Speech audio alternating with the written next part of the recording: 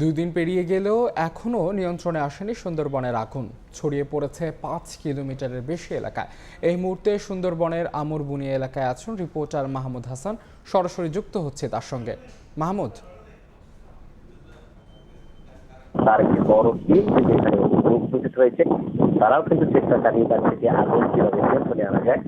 কিন্তু এই যে ভোলা নদীতে যেখানে সংযোগে দেওয়া হচ্ছে পানি নেওয়ার জন্য, সেই ভোলা নদী ভাটিতে শুকিয়ে যাওয়ার কারণে কিন্তু পানির সংযোগের স্থান কিন্তু পাচ্ছে না।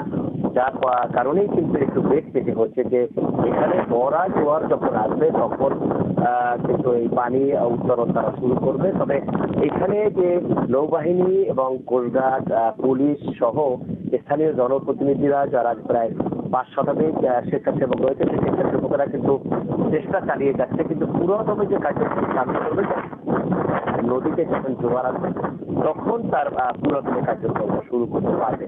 তবে স্থানীয়রা আমাদের কথা জানিয়েছে যে এখানে শুধুমাত্র পানির উৎস হলো একটা নদী, সেটা হলো ভোলা নদী। ভোলা নদী যখন ভাটিতে শুকিয়ে যায় তখন কিন্তু পানির সূত্র থাকে না। যখন জোয়ার আসে তখন কিন্তু এই যেই অঞ্চলটায় বা যে এলাকায় আগুনটা জ্বলছে সেখানে কিন্তু পানি নেওয়া সম্ভব হবে।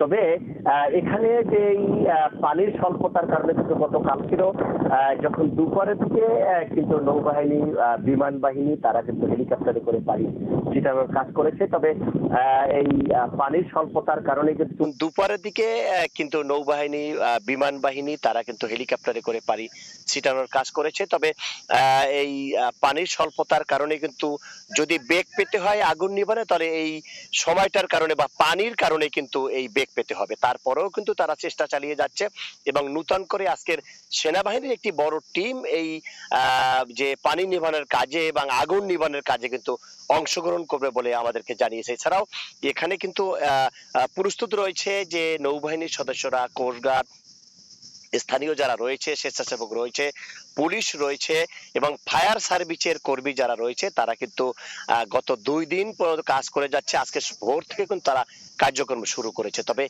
যেই অঞ্চলে আগুনটার বেশি লেলিয়া ছড়িয়ে যাচ্ছে সেই অঞ্চলে আগুনের যে পানি ছিটানোর কাজটা কিন্তু একটু বেগ পেতে হচ্ছে। তবে তারপরেও তারা চেষ্টা চালিয়ে যাচ্ছে যতক্ষণ পর্যন্ত সুন্দরবনে আগুন জ্বলন্ত থাকবে ততক্ষণ পর্যন্ত তারা কিন্তু এই চেষ্টা চালিয়ে যাবে।